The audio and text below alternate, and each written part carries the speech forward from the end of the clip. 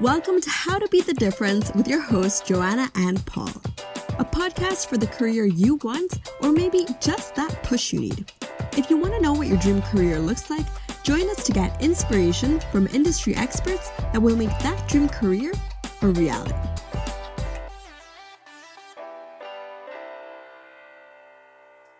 Hello, you're very welcome along to How to Beat the Difference with your host, Paul Lynskey.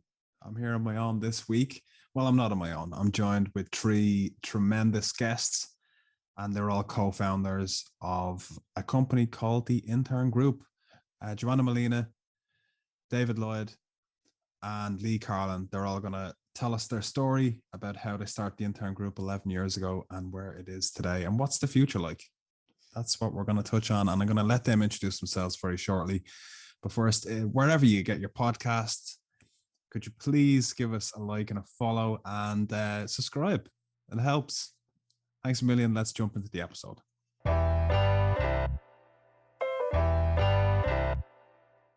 I'm joined today by three wonderful guests, and they're going to talk about the history and journey involved in starting and running a company called the Intern Group. So I'll let everybody introduce themselves and also give us some background on yourself as well when I call your name. And first up, we'll start up with someone who's very familiar to all of this, and it's Joanna. Hello, everyone. I'm Joanna Molina. I'm a co-founder of the Intern Group and head of Impact. I'm based in Medellin, Colombia, where I was born and raised, and I can tell you more about you in a little while, but that's my short intro. David. I'm David, co-founder of the Intern Group. And last but not least, Lee. Hey, I am Lee. I am from London. I'm currently working as our head of global experience and talent. I'll start with just a question for everybody, your personal stories. How did your story connect and the creation of the company? We'll put that to Joanna first. You want to kick it off? To me first, okay, because I mean the beginning of a company is always the combination of stories, and that's how we get connected to the purpose and to us three as co-founders essentially.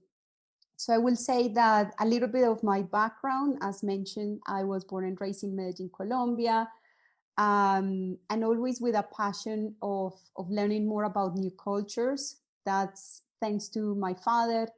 At one point, we did a trip around South America, driving from Colombia all the way down to Chile. That was 3 months between my father, my sister, and me. We drove all South America. And that experience completely changed the way I see the world, essentially. I met a lot of people from different parts of the world.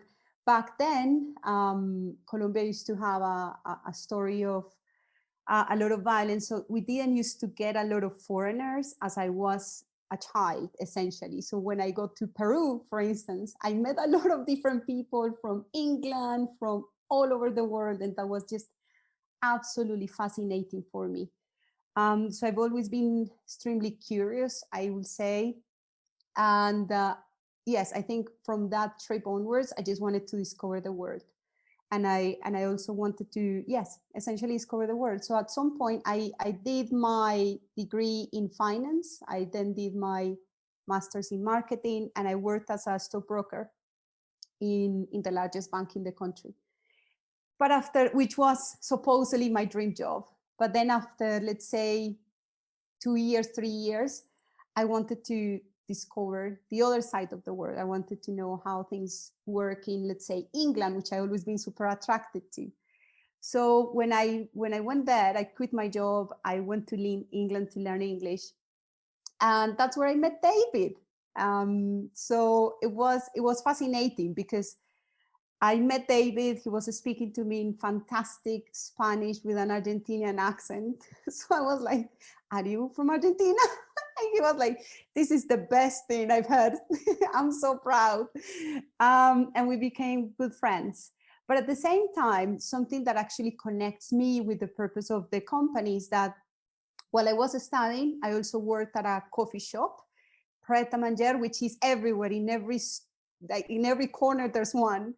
And I was working there 2 hours a day when I was not at school. And they assigned me to the shop that is in Paternoster Square in the Stock Exchange building. So all my customers were stockbrokers. And I used to ask them all how things work here in finance. I definitely want to get some of this knowledge back home. It will definitely like improve my career. And there was absolutely no opportunity for that. As I also had a lot of, let's say, stigmas from being from Colombia and people not necessarily knowing the real story behind the country. And yes, that's my side of the story. Excellent. David, can you give us your side up to meeting Joanna? We're going to try and weave this together like kind of like Pulp Fiction or Quentin Tarantino film. Sure. So I'd up until I was about the age of 18, I was very sort of provincial English guy. What do I mean by that? I'd barely been outside my country, barely been outside my comfort zone. When I was 18, I taught English in Ghana for 3 months, which really opened my eyes to the world. And upon graduating from university, I thought, I really don't want to, something didn't appeal to me about going down a path which I felt almost an obligation to go down, which is graduate from university, job in London, house in London. I wanted to do something a bit different. I did a trip around the world, and the place that I most loved was Argentina. And I thought, I really want to learn another language as well, because people had always made fun of me on that trip. Oh, you're an English guy, you can't speak another language. Of course I couldn't, because I was an English guy. So, and I thought, oh, I also want to, and when I first landed in Buenos Aires, I thought, wow, this place is incredible. Food, football, nightlife. And if I can become fluent in Spanish, that's probably going to be of real help for my future career. So I ended up knocking on many, many doors, getting knocked back. I probably sent my CV into about 50 companies, 50 companies in Argentina, before finally the company said, yeah, we'll take you to be marketing intern. And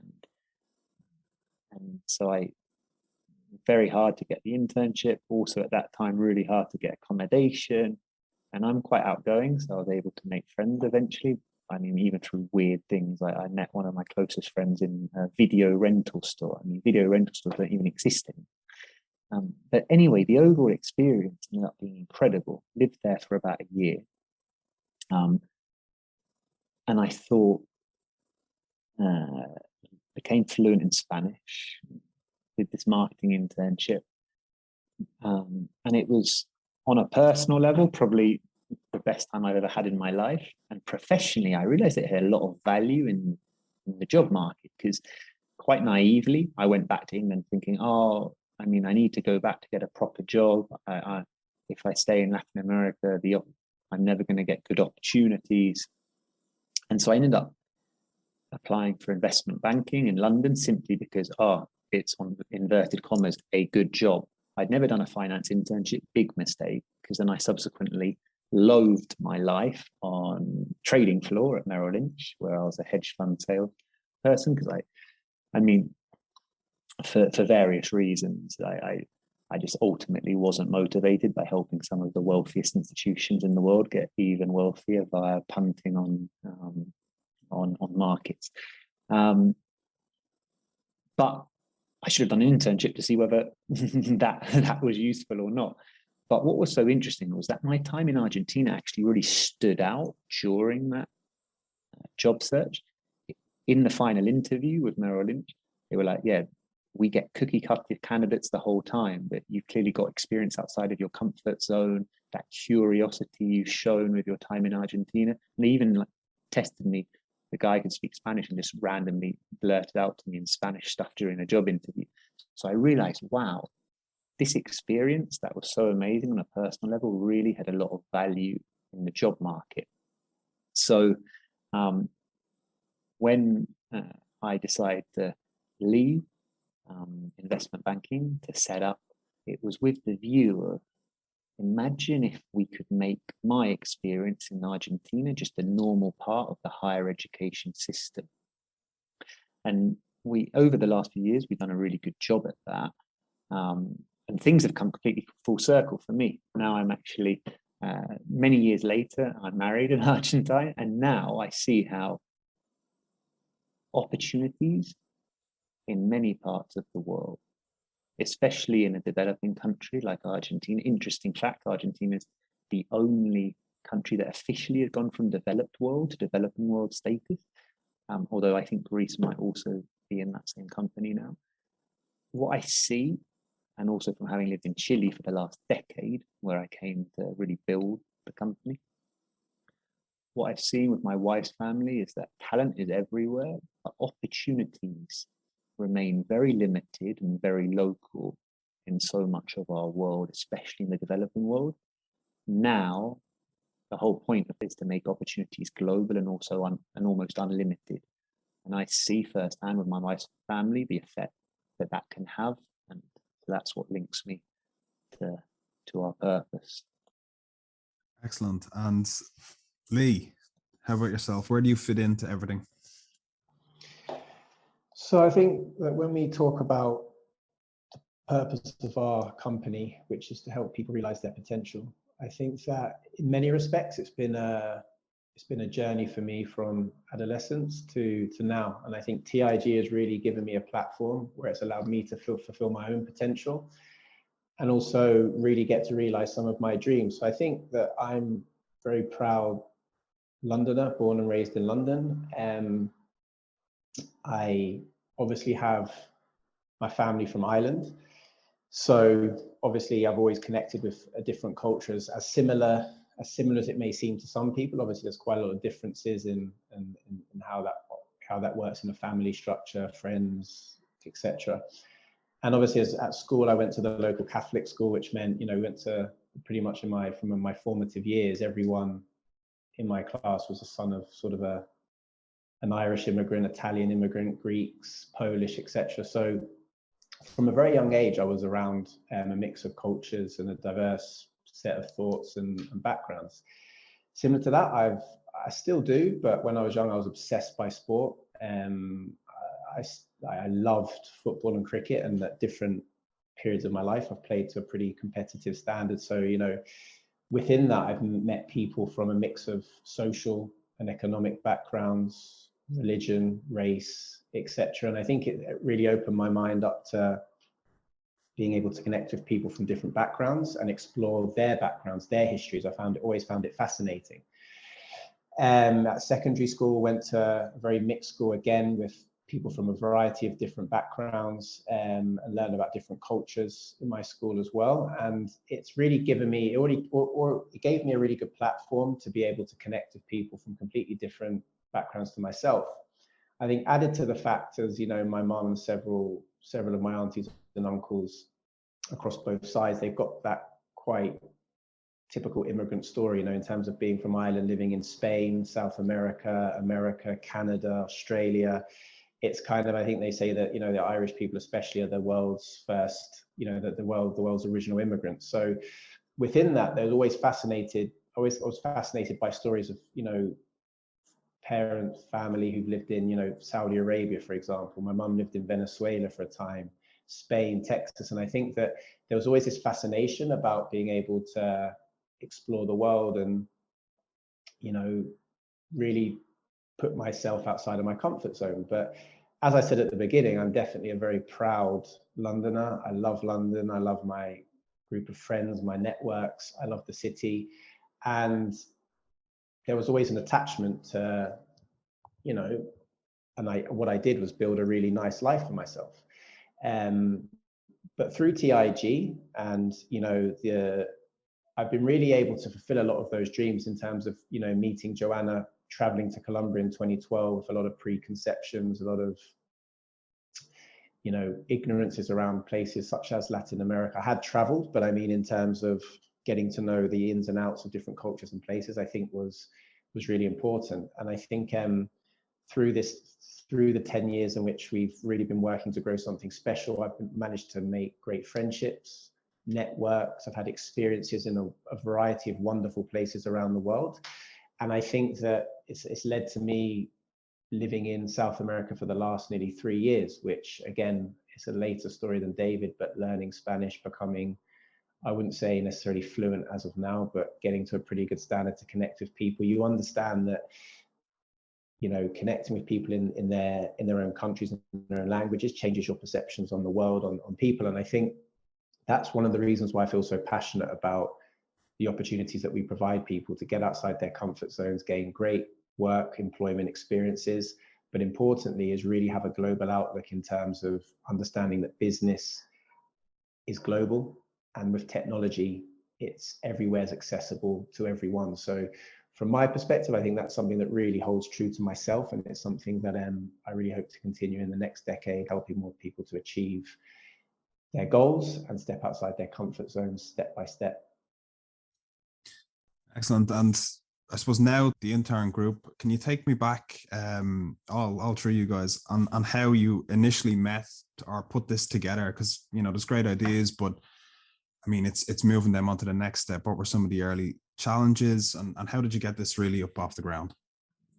Sure. So it was when I realized that investment banking wasn't the path I wanted to dedicate many, many years to, that I started speaking with Joanna, Lee, and with this idea of what if we could make that experience that I'd had in Argentina a normal part of the higher education system. And the idea really resonated with Joanna and Lee, and almost immediately, I think it was. And that was all right at the beginning of 2011. And we just went for it with a pilot program that we did with FIFA at the Under-20 World Cup in 2011.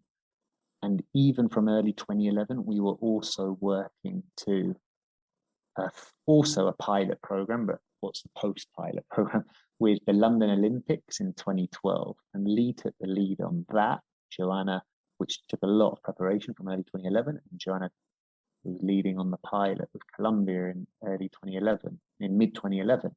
So from early 2011, we all, immediately we were all full time on this. We just went for it, almost naively in hindsight. And that's sometimes the benefit to being a bit naive, is you can just think things are going to be much easier than they actually end up being. Joanna, Lee, what would you add to that? Probably want to talk about Startup Chile as well, because that was a pretty great catalyst. Yes, no, I think that you're right. One of the things that I remember the most about that time is, as you said, naive, but also just the extreme passion and positiveness and drive and just nonstop. I mean, we were just like so motivated, still are, but it's just so motivated with the idea that even if some people came in saying, but what are you guys building? What's that? Nobody really wants, who wants to go to Colombia to do an internship with FIFA? And we actually had loads of applications, and because we brought the only foreigners volunteering with FIFA, we got a lot of free press. So I remember with David and everybody during the Under-20 World Cup, we were interviewed every single day in different newspapers. So that was exciting because we got traction, we got exposure, but at the same time, we got something that is key, and is the real-time feedback from our initial clients to know what works, what doesn't work. A lot of things didn't work, but they helped us actually build and see what could we do to scale it into the next level. And with that, we applied to Startup Chile, which is a government grant that the Chilean government does, and it still is running. So if anyone hearing this is interested in entrepreneurship, can still apply, where they give you some seed round without equity, seed capital, and you need to move to Chile, be there for at least 6 months. I was there living with David for a few months, then came back to to Colombia, but it was just amazing, that experience as well.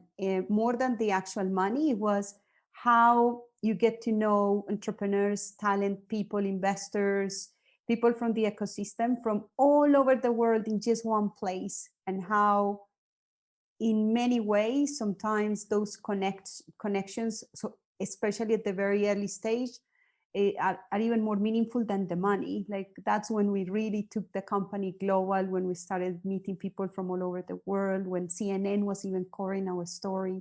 And yes, Lee, tell us more about also the side of the London program, which has been huge. Yeah, I think the thing that really, hold true to me is I think whilst at the time they were incredibly stressful, going through periods of rapid growth, I think I look back at them now with a wide smile about some of the experiences that we went through, because essentially we approached this with a plan, but without, expert marketing knowledge, sales knowledge in terms of experience. And what we did was transfer enthusiasm, energy, and commitment into results. So whatever needed to be done, we made it happen. We had, apart from the Startup Chile grant, which I think was only $40,000, we never received any investment for pretty much the last decade. And that bootstrap mentality of making things happen, taking a sales call whilst on the coach to a certain place, or having a conversation with a parent explaining the benefits of our program at midnight in Australia. Like some of the experiences and the ways in which we got sale, we grew our program, we sold the program, we created really great experiences, I think were brilliant. I think the first London program was in 2012, summer 2012, which included a cohort who worked at the Olympics. Again, it was very much a DIY operation. I think that on the first day of arrivals, I actually got a couple of friends who were taxi drivers I went with them to go and pick up students from Heathrow, spoke to them in the back of the cab. We took them for a meal on the first night, and it was pretty much me, trying to make the most authentic experience and trying to introduce them to London, which was my city, and feeling a sense of obligation for them whilst they were on our program. I remember David that year doing the same. I think you picked up a group of students as well. You introduced them to local areas. You spoke about where you like to go for dinner. And I think that DIY attitude of let's just get it done and make it happen and just do it with all of our heart and soul, so to speak, I think has transferred throughout the company culture, in terms of now, if we have someone in our experience team whose primary role it is to look after our students, they give their heart to these students. They want to create amazing opportunities for them. They care about the feedback. They care about their development plans. And I think, for me at least, that do-it-yourself bootstrap mentality has just been a great way for us to not only sustain really strong growth throughout the last decade, but cultivate amazing experiences for both students, companies, universities, because fundamentally I think we care. And I think those formative experiences and months and years, I think have really helped us to form a really organic culture that I think will continue to take us really far in the future as well. Excellent. And you actually said something brilliant there. You said, you mentioned you look back with a big smile, and I'll get on to some of the proudest kind of moments you guys have had over the last 11 years. But what are some of the milestones you've hit along that way? So, was there a time that you hit something, you're like, oh my God, this is working? For me, at least, that first 2012 of the full-scale programs, where we had arrivals in both London and Colombia. I think when we looked at the numbers, I think we were probably approaching around 70 or 80 people for that summer, maybe slightly more. And it was like, okay, without any real, marketing, sales funnels of, like what we might look at today as a real, sales funnel, we made it happen. There were people coming on our programs. There were people who I'm still in contact with now, students and companies who are like, this is great, this is brilliant. And it was like, wow, we're actually making some waves here. I remember for the Olympics, it was a Sunday night. I was trying to send emails to different organizations. I remember on a Sunday night, someone from the Olympic, like from the 2012 Olympics said, hey, we're looking for volunteers. Maybe this could be a great idea. And I remember that sense of, oh, wow, this could be great. Had a meeting for them the next week and they were like, this sounds brilliant. We need 25 volunteers for June. And it was like, initially, how the hell are we going to get 25 volunteers for the Olympics? But we made it happen. And those type of experiences and moments were like, oh, this is working. This is where there's something here that we can grow. And then when we launched more programs in Madrid, in Melbourne, in Hong Kong, it was people really want to do these experiences. I think we tapped into some of our own experiences to create a product that really transcended into the lives of students around the world. And I think another key moment for me was probably 2017. And why I would say that was really important was we introduced our company values. And there was a real magical moment whereby our values, our business behaviors transcended throughout the organization. People used them to interview candidates for jobs, to give each other feedback. And on top of that, we'd really started to see strong sales growth in terms of deposits, people wanting to do our programs. And we executed. We provided programs for, I think that year it was 50% growth in terms of people who did our programs. And we did it in a way where the processes that we'd been building were much more formalized. We created an amazing sales marketing funnel, an amazing experience for students and companies. And it was really a time where we're thinking, okay, we're growing this from a cottage industry type product into something that can really make an impact globally. And that was another milestone where I thought this is working and this has got real potential for the future. So yeah, that was another moment. And Joanna, David, any milestones that you'd like to add on your journey? Sure, I'll quickly share. So there's a few.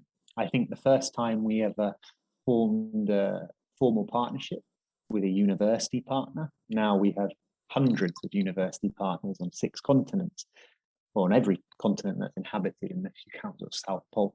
But the first time we ever got a university partner, which was Sacra Cuore, which is, I think, the largest Catholic university in the world, or at least in Europe, in Italy. Excellent university partner who we are trusted partners to this very day. That was a big milestone because the dream was always, let's make this a normal part of higher education. So when our first university partners started to trust us to come on board, that was a huge milestone. 2013, I think 2014. Another big milestone was the increasing press coverage. So I think over the years, 2016, 2017, featured in Financial Times, Wall Street Journal, and as Lee said, sort of we were starting to make waves, people being like, wow, these guys want to make this a part of higher education system, and it's happening. I think the biggest milestone in our history has been the pandemic. The pandemic has been horrible, but the huge silver lining is our dream became much bigger. Previously, we were only in person and we bootstrapped by choice. We always had investors very interested in our dream, but there was a limited scale to what we could achieve because previously people were getting physically on airplanes. That was the only service we offered. It now seems something ancient that was the only thing we offered. With the pandemic and the world's embrace of remote work, Palanta's biggest milestone happened, which is it suddenly became totally normal for it to become realistic that a talented kid graduating anywhere in the world could get an amazing remote job without leaving their family, friends, country, to create a borderless world for talent. And it was then when investor interest went through the roof, and now we're proud to be backed by some of the highest profile investors in the world. And that our dream became much bigger. No longer it was dream about getting physically outside of a comfort zone alone, but also metaphorically, to change opportunities from being limited and local to global and almost unlimited. Boom.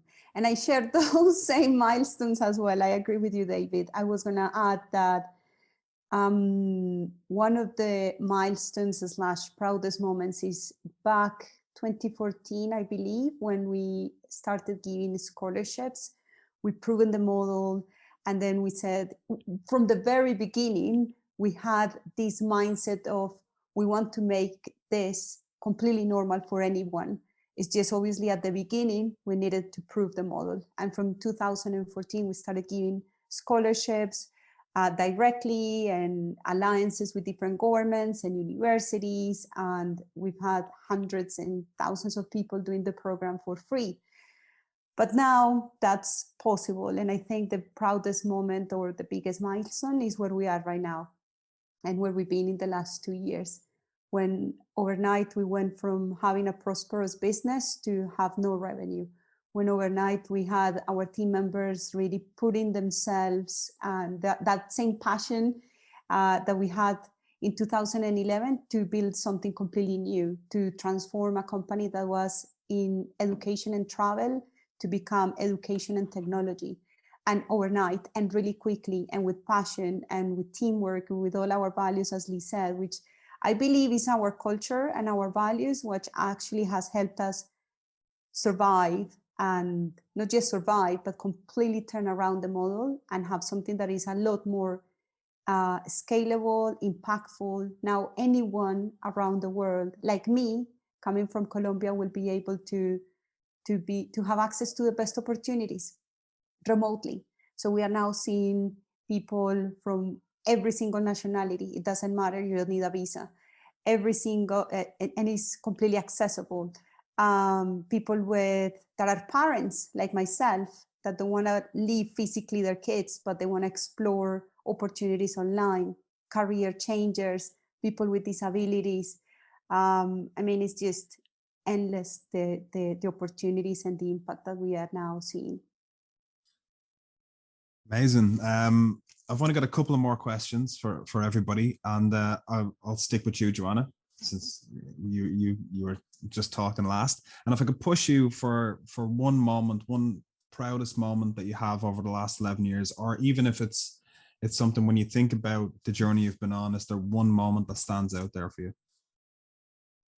Is the present moment. Is the present moment. I just described you a little bit of what we lived.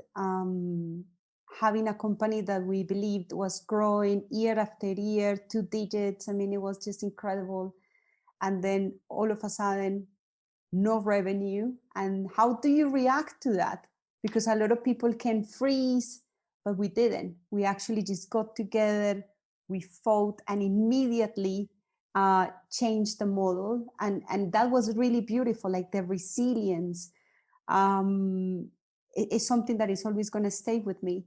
But a story that recently clicked in my mind, and it will be there forever, is related to our new program, essentially the virtual program.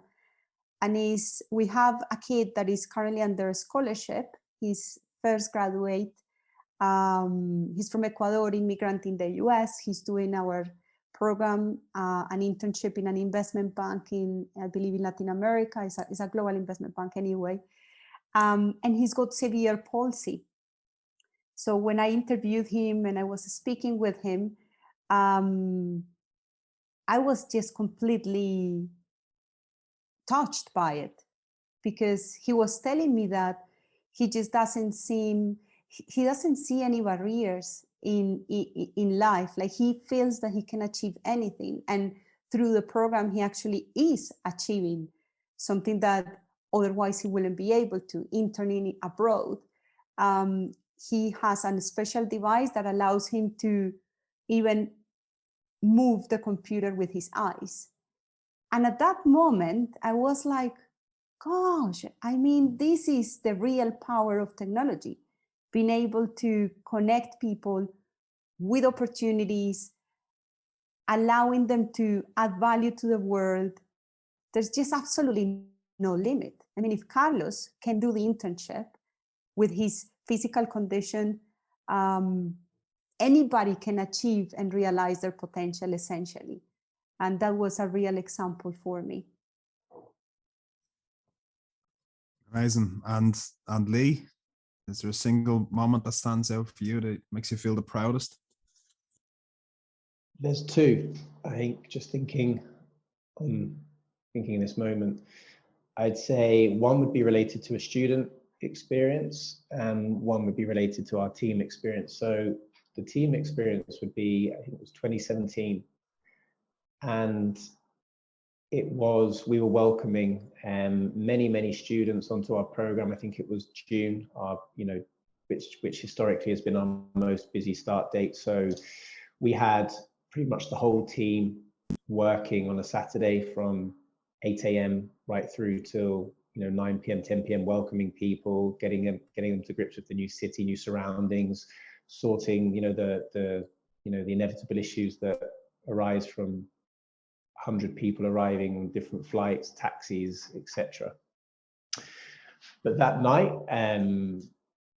just as we were finishing after a really long day of having welcome drinks for each of our students, there was a terrorist attack in London, and it was very, very close to where we were. So it occurred probably about an hour after everyone had left, the students, and we'd had, it was about 9-10 o'clock. And I just grabbed some food.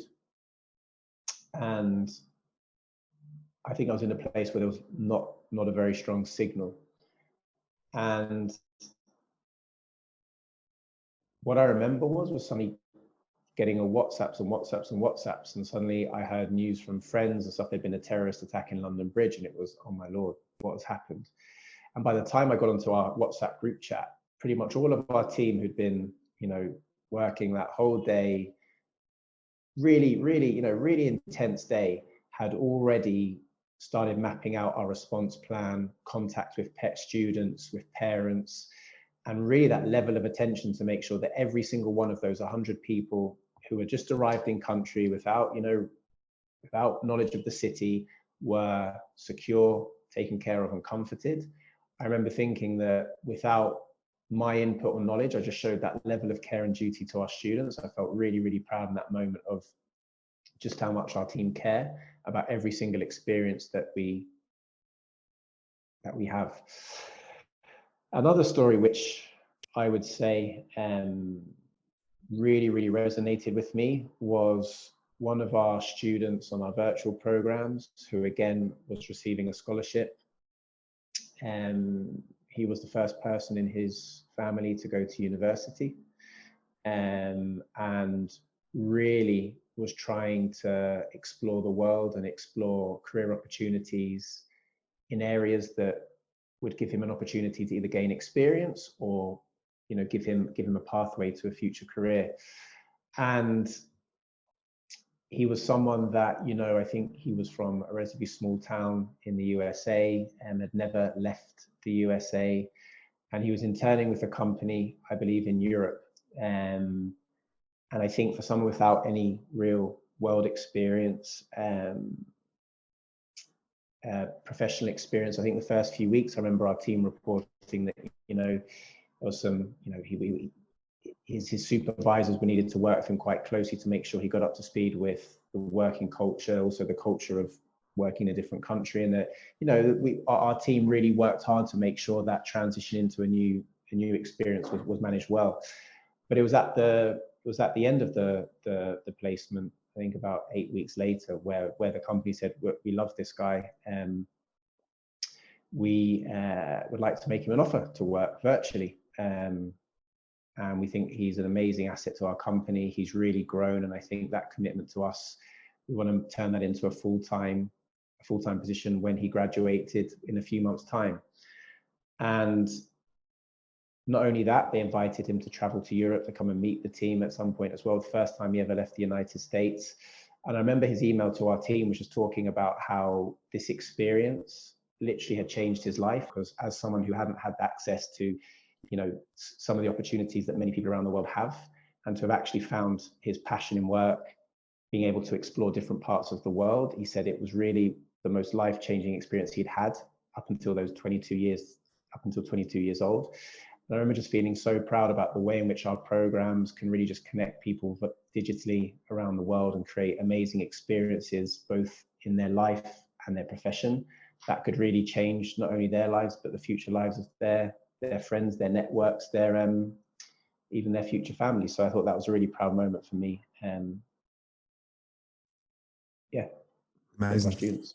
Amazing story, Lee. And then lastly, David, and then we'll have one more question for all you guys, and then that's it for today. Gotcha. So a moment when I felt extremely proud of our work, one that comes to mind was back in 2014. I vividly remember seeing on the internet photos. I wasn't there in person. 20 Singaporean students from the National University of Singapore who were doing our internship program in Colombia. And they were in the photos staring almost curiously at this type of Colombian food, breakfast food or snack food called an arepa, in a street food stall outside the football stadium in Medellin, Colombia. There was also a video going around which showed Colombian fans walking past the stadium, inviting the Singaporean students to dance along to Latin American music, which is now sort of on global, called reggaeton, blaring out. It was a scene full of friendliness and curiosity. The dancing was pretty awkward, but they were clearly having the time of their lives, and the scene was pretty beautiful, because this wasn't something they experienced every day at the National University of Singapore. And I also remember seeing in photos on Facebook at that time, still used at that time, the comments and banter in beginner Spanish, but Spanish nonetheless, between Singaporean students and local Colombian friends they've made through their workplaces and our program. And it made me feel really proud to see these students stepping geographically outside of their comfort zone, and in many ways outside their comfort zone beyond geographically, and experiencing a completely different perspective, because the cultural differences between Singapore and Colombia are pretty gigantic. And it made me feel really proud to see these kids make that journey, a bigger journey, in fact, than I'd made when I went to Argentina all those years ago. It made me remember my own experiences of being outside of my comfort zone, which is essentially the essence of our company. Get outside your comfort zone, improve your opportunities, your life opportunities. And it really moved me. I love seeing people's eyes open up to something completely new and them starting to feel, wow, this is the world. The world can be my oyster, which I think is also an essence in our company and what we want to bring to the world. And I love seeing friendships being made between the Singaporean students and the Colombians they've met. Because yeah, just to recap, back in 2014, going to do an internship in Colombia was pretty off the beaten path. No doubt many of these kids' friends or parents especially would have thought this was strange, possibly dangerous. And in this story, the Singaporean kids, they believed in and challenged themselves to do something different. And I love that we helped make that happen. Very proud. Excellent. So we've heard the past, and it's 11 years. It's all in all been a fantastic milestone to even achieve that as a company, as everybody knows. So I'll put this to you, David. What is the future? What is happening, and where is the company going? It's all the same question, just four, basically. Where are we going? We are building a borderless world for talent. We're going to make it totally normal, and we will not rest until we make it totally normal to get an amazing remote job for a talented kid graduating anywhere in the world with a great company anywhere in the world. Our EdTech platform that we're building, we aspire and we will achieve this to impact 10, 50,000, 100,000, 1 million talented individuals a year, helping them discover their passion, realize their potential, and change the paradigm, both for developing world development and countless lives and life opportunities. Excellent. Thanks for that. And Joanna, Lee, anything else to add to the future? Yeah, I would say that echoing what David just highlighted there as our broad goal, I think what I'm really excited about is our opportunity now to take our programs from here, if you can see my hands here, to there. The impact and the expansion of what we're able to achieve in this world, I think has been made possible by something pretty horrific in the name of COVID. But what we really want to do now is take the impact that we can have on each and every student that does our program to a new level and on a lot wider scale as well. I think what I'm really excited about is continuing to work with brilliant companies who believe that diversity inclusion is more than just a department or an initiative they need to have internally, externally, but understanding the benefits that a diverse workforce, that an international workforce can bring both to their current staff and their future goals as well. And I think that just connecting brilliant companies and students is something that I feel passionate about, because everything starts with opportunity, and having creating a borderless world for talent is the first step in which we can help change the world one step at a time. Yeah, absolutely. I will only add that, linked to the proudest moment in this case that I mentioned about Carlos, we are living in a world that essentially now is limitless, and that's how I see the world. It's a world full of abundance, and we are helping build this borderless world for talent. I will say borderless world for talent and opportunities, where absolutely we need to be collaborating with people from all over the world, where essentially anyone can realize their potential. And I'm very proud to be part of creating this future. Thanks, Joanna, David, and Lee.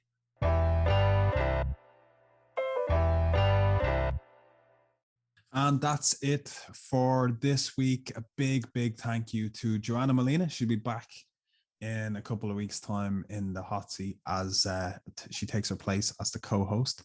But a big thanks as well to Lee Carlin and David Lloyd and Joanna Molina for telling the amazing story of their, the struggles through the company, where they are today, all of the amazing moments they've had over the past 11 years, and hopefully another 11 more in the future. It just keeps going on, hopefully. And yeah, that's it. You can reach us at How to Be a Difference at the Intern Group, or on social media at the Intern Group. And please always, if you can, like and subscribe to wherever you get podcasts, because it helps us out tremendously. And until next time, thanks a million. See you.